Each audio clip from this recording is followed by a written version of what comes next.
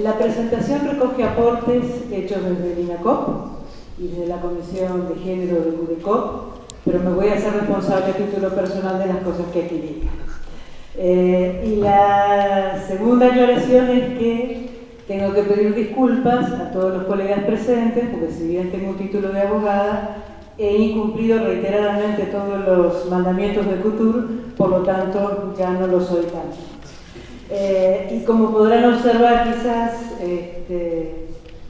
mi desarrollo en los últimos años ha tenido más que ver con la promoción y el fortalecimiento, y no tanto desde el punto de vista jurídico. Por lo tanto, la perspectiva de la presentación también tiene mucho de ello en lo que voy a plantear. ¿Por qué pensar la perspectiva de género en el derecho?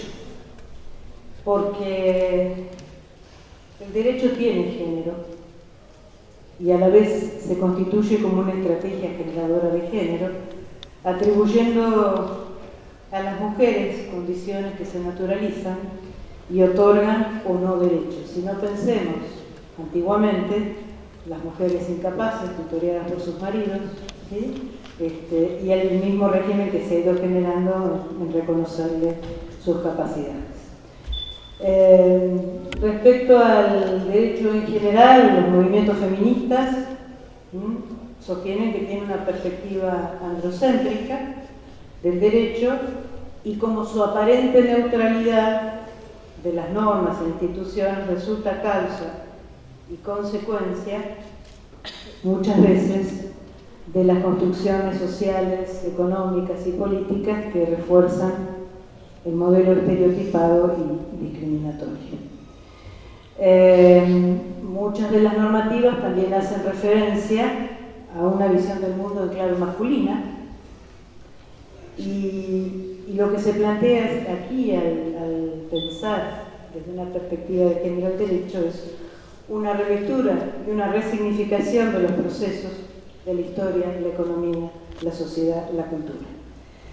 En este sentido, quizás para mencionar algo ocurrió en Uruguay, un estudio que hizo la Interagencia del Perú con el apoyo de la bancada bicameral feminista del anterior periodo legislativo, sobre un total de 698 leyes solamente aprobadas, solamente 32 tenían incidencia sobre la temática de género. Y por el otro lado, plantearlo también como un reto, la necesidad de ampliar esos enfoques desde el punto de vista del derecho, y también como un aporte, ¿sí? Para que se contemplen todos aquellos elementos que hacen al cambio de una manera que permita una sociedad más integrada y un reconocimiento de los derechos. Esto, dicho así, en términos generales, también aplica al derecho cooperativo, por algunas cuestiones que vamos a ir viendo más adelante. Hay una cuestión que a veces uno visualiza, que por un lado van todas las propuestas en materia de equidad de género vinculadas al tema cooperativo, y por el otro lado van las propuestas de reforma legislativa. Es como si fueran dos caminos en paralelo y que no siempre tienen puntos de encuentro. Y yo me preguntaba e interrogaba en términos de las reivindicaciones que hace el movimiento cooperativo y las reivindicaciones que hacen los movimientos feministas. Ambos movimientos lo que están tratando es de transformar el vínculo y las relaciones. El cooperativismo, la relación entre el trabajo, el capital y la apropiación de los recursos. Los movimientos feministas buscando que haya una equiparación y un trato igualitario y equitativo en las relaciones entre hombres y mujeres, y en definitiva ambos buscando, ¿no?, un cambio a nivel de las relaciones, la búsqueda de relaciones más fraternas y más humanitarias. Por lo tanto, ahí hay un espacio de diálogo que se abre y que podría potenciar a ambos. Y no podemos dejar de ver que aún dentro de nuestras organizaciones, que están estructuradas en función de valores y principios, las relaciones de poder, los estereotipos con los cuales nos manejamos, siguen teniendo su peso.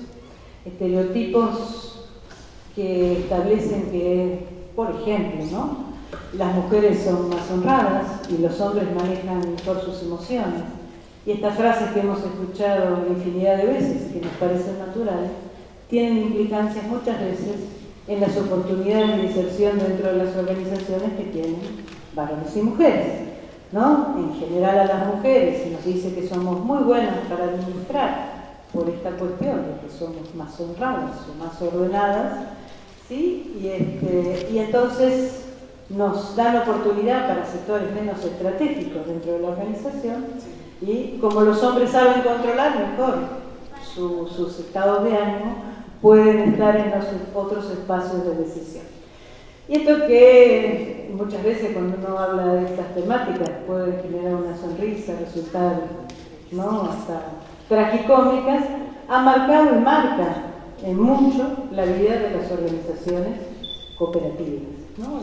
Estos patrones que vuelven a reiterarse y lo que lo hemos denominado de distinta manera, ¿no? Techo de cristal, campana de cristal, tubería agujereada, suelo pegajoso, de todas las formas que la podamos denominar, lo que está desnudando es una relación discriminatoria y excluyente, no basada en cuestiones que hacen a aspectos reales, sino muchas veces a construcciones culturales, ¿no?, a las diferencias sexuales, que implican que esto permee dentro de la cultura de la organización en nuestras relaciones. Las cooperativas no están exentas de esto. A partir de esto yo voy a hacer rápidamente un paso por los marcos, porque estamos cortitos de tiempo. A nivel internacional, tanto la OIT, Naciones Unidas, como la Alianza Cooperativa Internacional en sus distintos continentes, han hecho grandes esfuerzos para que la temática se reconozca y se trabaje. Hay, digamos, partiendo desde la recomendación 193 de OIT, donde revaloriza, digamos, los principios y valores cooperativos, los hace suyos, en términos de democracia, igualdad, equidad y solidaridad, el tema de la gestión democrática, dándole indicaciones a los gobiernos respecto a promover la igualdad de género en las cooperativas, en sus actividades, ¿sí? Y haciendo eje en el principio de gestión democrática por parte de los socios, y poniendo el sesgo también en lo que tiene que ver la educación cooperativa, pasando por las declaraciones. Bueno, ya no voy a votar, Lustanov hoy habló con bastante detenimiento, la declaración centenaria de OIT, donde nuevamente se pone en escena la necesidad de lograr la igualdad de género en el trabajo mediante la transformación. Y dice algunas cosas sí interesantes que quiero retomar después en términos de propuestas, que tiene que ver con evaluar periódicamente los progresos realizados, asegurar la igualdad de oportunidades y la participación equitativa y la igualdad de trato, incluida la igualdad de remuneración entre hombres y mujeres por un trabajo de igual valor, y una posible repartición más equilibrada de las responsabilidades familiares. Y algo que también decía Lustanov, que tiene que ver con el convenio sobre la eliminación de toda forma de violencia y acoso en el mundo del trabajo, nos parece súper importante generar espacios libres de estas situaciones que tanto influencian en la vida de las personas. Y es interesante, el convenio plantea tres ejes. Por un lado, todo lo atinente a protección y prevención. Por el otro lado, el control de la aplicación y las vías de recursos y de reparación. Y lo central aquí creo que es la orientación, la formación y la sensibilización. Por otro lado, también hay que rescatar los enormes esfuerzos que ha hecho ASI Internacional, su correlato Cooperativa de las Américas. Hay que reconocer que la Alianza Cooperativa Internacional, tanto en su creación como en las etapas más modernas, siempre las mujeres han pugnado por tener un espacio dentro de la organización. Rescatando algunos antecedentes, ya en 1883, las mujeres inglesas se hallaban en una agrupación de mujeres cooperativistas, y aportaron a la creación de la Alianza Cooperativa Internacional en 1895. Y bueno, y a lo largo de la historia han existido y se han incorporado, digamos, a las estructuras internacionales, más allá incluso hasta de las formalidades. Y bueno, quizás rescatar el hecho más reciente, a partir del 2009, la presidencia de Graciela, ¿no?, en Cooperativa de las Américas, y la vicepresidencia mundial, entendiendo que no es un rol sencillo en un mundo que sigue siendo masculino. ¿Sí? Uno basta mirar las fotos para corroborar. Y también la articulación de la Alianza Cooperativa con los Objetivos de Desarrollo 2030, donde especialmente uno de ellos hace vínculo con el tema de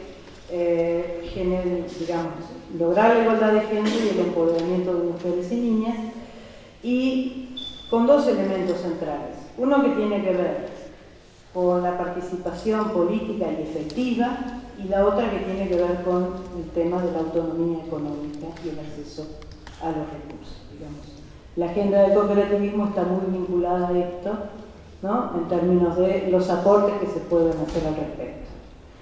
La declaración sobre el trabajo digno y contra el acoso, que se aprobó en 2018 en la cumbre de Buenos Aires, que hace mención a la Declaración de Identidad Cooperativa y reafirma la necesidad y la obligación de respetar la política de tolerancia cero a este tipo de situaciones. Con todo este marco, quizás rescatar tres antecedentes que solamente voy a mencionar. Hay algunas legislaciones cooperativas que han incorporado la temática de género de manera explícita. Por un lado, la ley de Chile, que establece el tema de que la participación vía estatutaria establezca el porcentaje de participación entre hombres y mujeres. Bolivia, que si bien no tiene una normativa específica, sí incorpora un lenguaje no sexista en la redacción de la ley, y quizá la que no se logra ver allí, la que tiene más elementos incorporados en su articulado es la ley de Honduras, que no solo establece los espacios de participación, sino que crea a nivel nacional el Comité Nacional de las Mujeres. Y también, algo interesante y que no puede quedar fuera quizás de esta reflexión, el tema de los jóvenes, ¿no? Entonces quizás a lo mejor la ponencia tendría que haber sido incorporar la perspectiva de género y de generaciones. Mientras tanto, en Uruguay, vos me decís si voy bien con el tiempo. Rápidamente compartir un breve punteo del diagnóstico que tenemos sobre desigualdades de género en el sector cooperativo, que es bastante parcial, pero importante porque es lo que hay, que se ha construido a partir del proyecto Cooperación con Equidad, que lleva adelante la Federación de Cooperativas de Producción, y una consultoría que se hizo a través del Instituto Nacional de las Mujeres, el Instituto Nacional del Cooperativismo y ONU Mujeres, donde aparecen digamos, algunos aspectos, y yo voy a tomar nada más que algunos lineamientos. En términos de participación política, se reafirma que las mujeres han estado siempre participando del cooperativismo, han estado presentes, pero sí han estado restringidas en sus roles de representación. Si bien se han incrementado la cantidad de mujeres en cargos de representación, esto no quiere decir que el tema esté resuelto, ¿no? Digamos, hay que reconocerlo, es un avance importante, pero el nivel de participación en los cargos de decisión sigue siendo minoritario.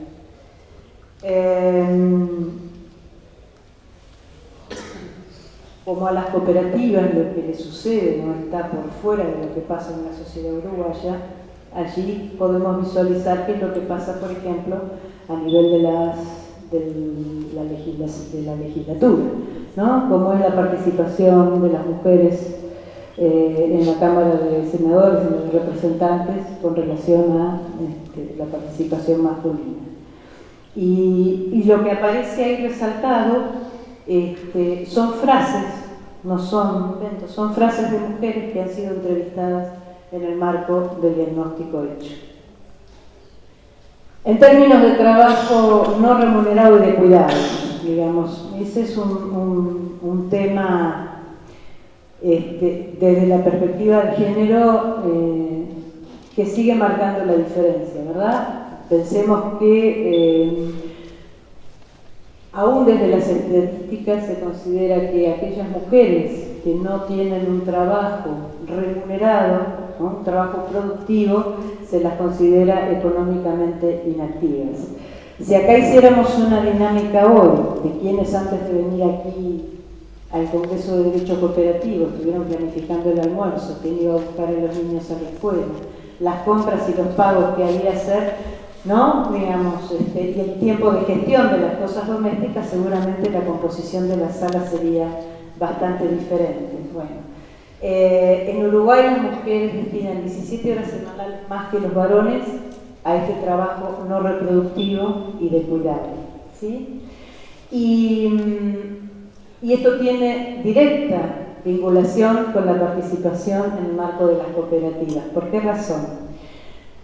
Por un lado, hay menor disponibilidad de tiempo para participar en los espacios de debate y en los de toma de decisión. Segundo, algo que surgió como un concepto en el diagnóstico fue la existencia de un cooperativista ideal, que es aquel que dispone de tiempo para poder ir a todas las reuniones, estar el tiempo que sea necesario, visitar a todos los cooperativistas que necesitan reunirse, y en el caso de las mujeres muchas veces eso no es posible.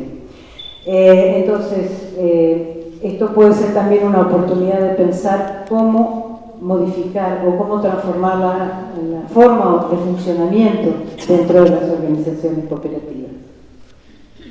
Y un tercer elemento de este diagnóstico que quiero destacar, que tiene que ver con la violencia basada en género. Uruguay ocupa el 6º lugar en la región en este tema, y hay como una idea de que el tema de violencia basada en género no existe dentro de las cooperativas, o no es un tema que se debe resolver dentro de la cooperativa, sino que tiene que ver con la esfera doméstica, ¿sí? Más allá de que sí se han detectado y sabemos que existen situaciones de acoso y de violencia basada en género dentro de las organizaciones.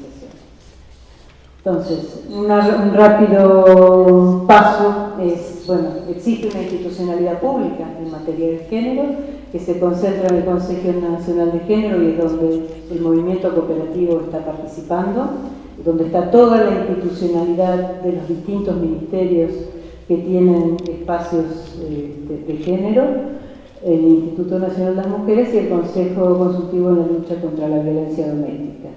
En este marco hay compromisos del Estado uruguayo que ha asumido y que también se han transformado, digamos, en algunas de las normativas que ahí se expresan, que podemos sumar allí la Ley de Empleo Juvenil, que ha establecido cuotas para afrodescendientes, para mujeres afrodescendientes, mujeres con discapacidad y personas trans, o la Ley del Matrimonio Igualitario o la de Interrupción Involuntaria del Embarazo, y algunos instrumentos programáticos como la Estrategia Nacional para la Igualdad, donde también el movimiento cooperativo ha sido parte de su diseño y de su aportación. Mencionar que en el Reporte Nacional Voluntario sobre el cumplimiento de los ODS y en la Estrategia Nacional de Desarrollo 2050, este año hay un capítulo referido a cooperativas y economía social, en estos temas están. Y sabemos todos que las referencias que hay en la Ley General de Cooperativas respecto a la temática son escasas, ¿verdad?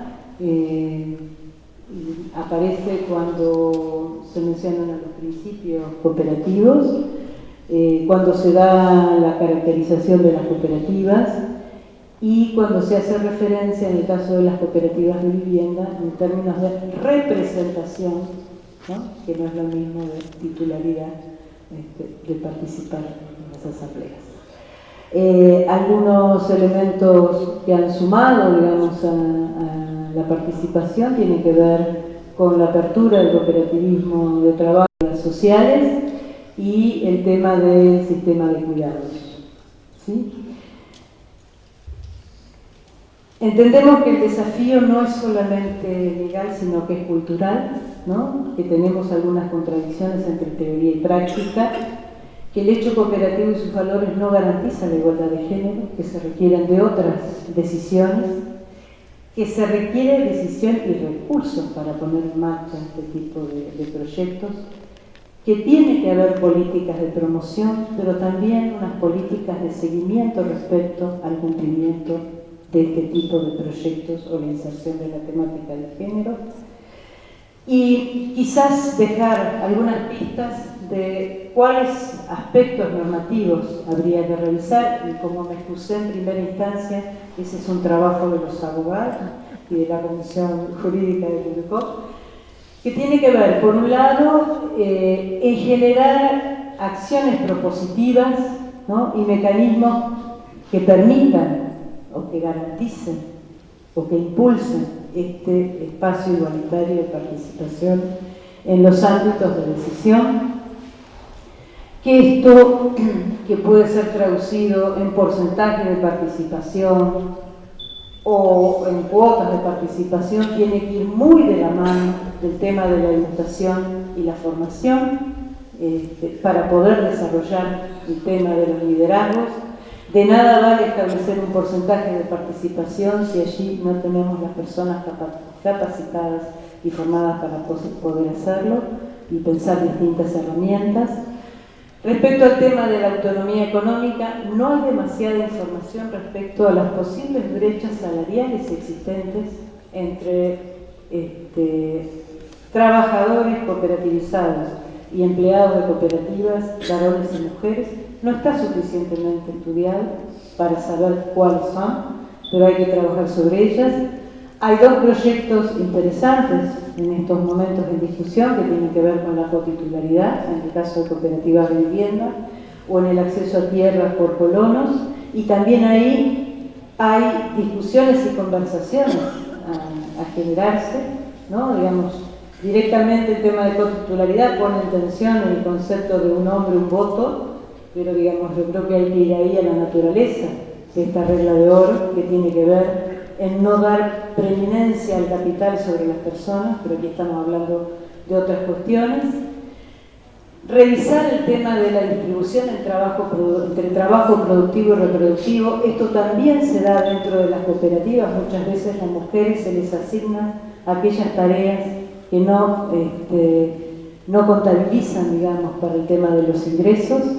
Y pensar colectivamente cómo puede ser resuelto por la propia organización el trabajo en materia de cuidados y la atención de este tipo de actividades. El tema de trabajar reglamentariamente los protocolos para los temas de acoso y violencia sexual, que es un tema que está instalado dentro de las cooperativas, no están por fuera. Y algo que es más genérico, que tiene que ver con la incorporación de un lenguaje incluyente y no sexista, ¿no? Que se visibilice el tema de las mujeres, aquellos que no nombramos no existe y aquellos que no medimos tampoco.